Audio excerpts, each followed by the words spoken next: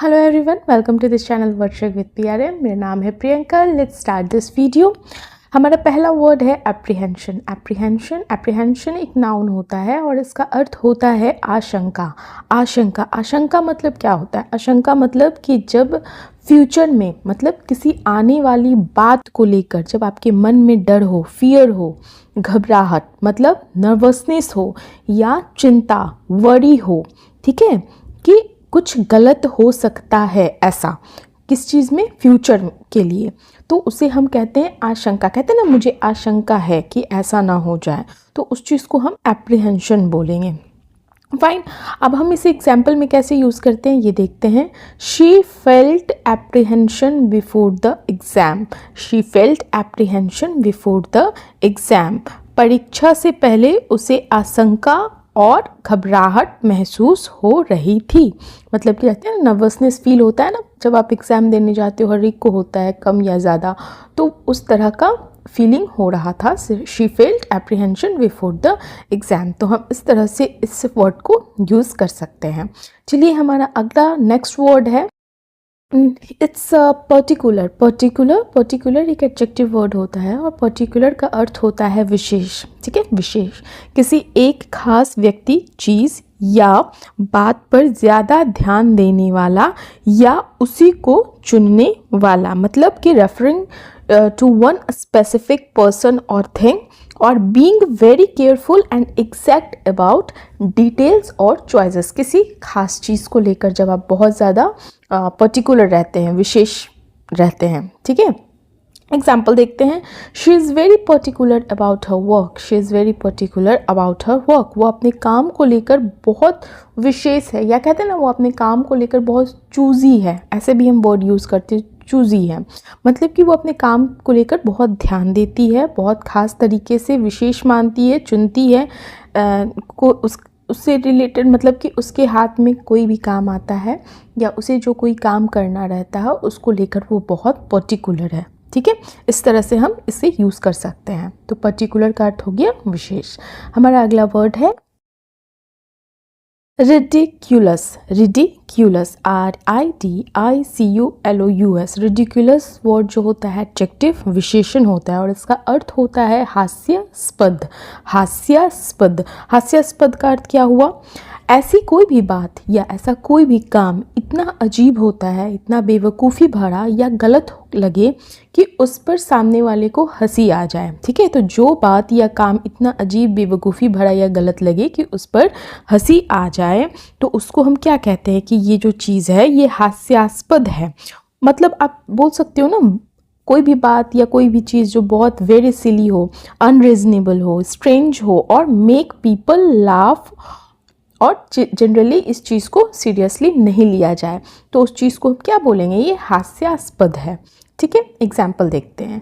His excuse sounded ridiculous. His excuse sounded ridiculous.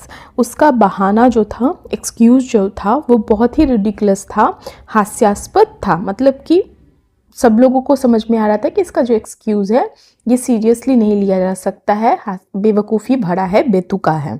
Fine. So it's douse. Douse, DOUSE, douse. Douse एक verb होता है और douse का अर्थ होता है भिगोना या बुझाना। दोनों कॉन्टेक्स्ट में हम यूज़ कर सकते हैं। भिगोना का अर्थ होता है जब आप किसी चीज़ को तरल पदार्थ में डाल देते हैं तो वो भीग जाता है, लिक्विड सोक कर लेता है, तो वो भीग जाता है, तो उसे हम भिगोना बोल रहे हैं। बुझाना मतलब अगर कहीं सपोज़ करो आग लगी है तो आप उस पर क्या कर रहे हो? पानी डाल रहे हो, तो वो बुझ गई, तो वहाँ पर हम बुझाना इस कॉन्टेक्स्ट में यूज़ करेंगे। तो डाउस का अर्थ हुआ भिगोना भी और बुझाना भी। तो जब किसी चीज़ पर बहुत ज़्यादा पानी या लिक्विड, तरल पदार्थ डाल देना, खासकर आग बुझाने या पूरी तरह भिगोने के लिए, तो वहाँ पर हम डाउस, DOUSE वर्ड का यूज़ करते हैं। अब एग्जाम्पल देखते हैं। Fire fighters douse the flames with water. Fire fighters douse the flames with water. Fire fighter fire fighter आग को पानी डालकर बुझाते हैं। हम इस तरह से सेंटेंस में यूज़ कर सकते हैं किसको? डाउज को। ठीक है, हमारा नेक्स्ट वर्ड है intend. Intend, INTEND। INTEND। Intent एक वर्ब होता है, क्रिया, और इसका अर्थ होता है इरादा। अच्छा, आप कहते हैं ना, कभी कभी आप कहते हैं मेरा इरादा है कि मैं ऐसा करूं, ठीक है, तो वो उस तरह का कॉन्टेक्स्ट है। जैसे मन में किसी काम को करने का जो पक्का विचार रखना या उसे करने की योजना बनाना, प्लानिंग करना, ठीक है, इरादा करना, इरादा रखना, तो उस चीज़ को हम इंटेंड बोलेंगे। Example, I intend to start my studies early. I intend to start my studies early. मैं अपनी पढ़ाई जल्दी शुरू करने का इरादा रखता हूँ। मैं अपनी पढ़ाई जल्दी शुरू करने का इरादा रखता हूँ। तो इस तरह से हम इंटेंड वर्ड का यूज़ करते हैं इन सेंटेंस। फाइन, हमारा अगला वर्ड है, अगला वोकैब है blow out. Blow out, blow out जो है ना, आप एज अ नाउन भी यूज़ कर सकते हो, मतलब एज अ संज्ञा, और एज अ फ्रेजल वर्ब भी यूज़ होता है। ब्लो आउट का अर्थ होता है या तो अचानक सडनली एंड होना किसी चीज़ का, अचानक समाप्ति, या विस्फोट। विस्फोट, ब्लो आउट हो गया मतलब उड़ गया, विस्फोट हो गया, एक्सप्लोड हो गया, एक्सप्लोजन हो गया। तो यहाँ पर आप ब्लो आउट इस तरह से भी यूज़ कर सकते हो। तो किसी चीज़ का अचानक बहुत ज़्यादा बढ़ जाना, टूट जाना या पूरी तरह ख़त्म हो जाना, उसको हम ब्लो आउट बोलेंगे। एग्जाम्पल देखते हैं, the match ended in a blow out. The match ended in a blow out मतलब जो मैच है वो एक तरफा होकर अचानक ख़त्म हो गया। मतलब बीच में जो होता है ना कि कौन जीतेगा कौन हारेगा, ये वाला चीज़ जो बीच में ख़त्म हो गया, मतलब एक तरफा मैच हो गया, समझ में आ गया कि यही टीम जीतेगी, इस तरह का। तो the match ended in a blow out, match एक तरफा होकर अचानक ख़त्म हो गया। हमारा अगला वोकैब है, अगला वर्ड है अपहोल्ड्स। अपहोल्ड्स, अपहोल्ड्स, पहले तो इसका पार्ट्स ऑफ स्पीच देखते हैं, ये वर्ब होता है। अपहोल्ड्स का अर्थ है समर्थन करना। समर्थन करना मतलब सपोर्ट करना, ठीक है। तो जब हम किसी नियम मतलब किसी रूल रेगुलेशन, किसी निर्णय, किसी डिसीजन, किसी सिद्धांत मतलब प्रिंसिपल, या किसी विचार, ओपिनियन, थिंकिंग को सही मानकर उसे बनाए रखना और उसके पक्ष में खड़े रहना, मतलब उस चीज़ को, किस चीज़ को, किसी रूल को, रेगुलेशन को, डिसीजन को, प्रिंसिपल को, थिंकिंग को, ओपिनियन को, जब आप उसकी सपोर्ट में रहते हैं तो वहाँ पर हम क्या बोलते हैं, अपहोल्ड, ठीक है। तो the court upholds the constitution. The court upholds the constitution मतलब जो अदालत है, कोर्ट है, वो संविधान का समर्थन करती है, मतलब सपोर्ट करती है, उसके पक्ष में खड़ी रहती है।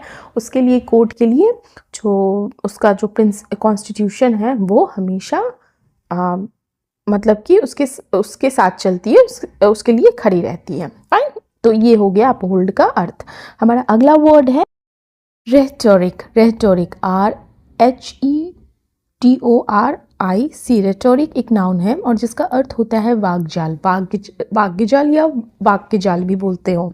तो इसका अर्थ क्या होता है, मतलब कि जब आप शब्दों और भाषा को ऐसा प्रभावशाली और सजावटी बनाते हो जिसका उद्देश्य लोगों को प्रभावित करना होता है, ना कि केवल सच्चाई बताना। तो किसी बात को, किसी चीज़ को जब आप इस तरह से सजावटी बनाकर सामने रखते हो ताकि कि सामने वाला जो है इम्प्रेस हो जाए, प्रभावित हो जाए, ठीक है, ना कि सिर्फ कहते हैं ना कि सिर्फ सच्चाई उसमें नहीं रहती है, बहुत सारा चीज़ जोड़ घटाकर, बहुत सारी चीज़ मैनिपुलेट कर कर आप चीज़ों को बोलते हो, तो वहाँ पर होता है वाक्यजाल, रेटोरिक, ठीक है। एग्जाम्पल देखते हैं, the speech was full of rhetoric. The speech was full of rhetoric, भाषण प्रभावशाली शब्दों से भरा हुआ था। जो स्पीच दिया गया वो बहुत ज़्यादा क्या था, सजावटी बातों से भरा हुआ था, ठीक है। चलिए, हमारा अगला वर्ड है next word is insist. Insist, INSIST। Insist का पहले तो इसका पार्ट्स ऑफ स्पीच देखते हैं। इंसिस्ट जो होता है ये वर्ब होता है, क्रिया, और इंसिस्ट का अर्थ होता है जोर देना, किसी बात को बार बार कहना और उस पर मजबूती से टिके रहना ताकि सामने वाला उसे मान ले या स्वीकार कर ले। मतलब जब आप किसी चीज़ को लेकर, किसी बात को लेकर बहुत ज़्यादा जोर देते हो, उस चीज़ पे इंसिस्ट करते हो, तो वहाँ पर हम जोर देते हो तो उस चीज़ को हम क्या कहते हैं, ताकि वो मनवा ले या वो बात, या सामने वाला उस बात पे विश्वास कर ले, इस तरीके को, तो इस चीज़ को हम क्या बोलेंगे, इंसिस्ट, ठीक है, जोर देना। एग्जाम्पल देखते हैं, she insisted on telling the truth, she insisted on telling the truth, उसने सच बताने पे जोर दिया, मतलब वो क्या किस चीज़ पे जोर दे रही है कि भैया सच बताओ, सच बताओ, सच बताने पे जोर दिया, तो उसका अर्थ हुआ इंसिस्ट, जोर देना। तो ये हमारा आज का लास्ट वर्ड था।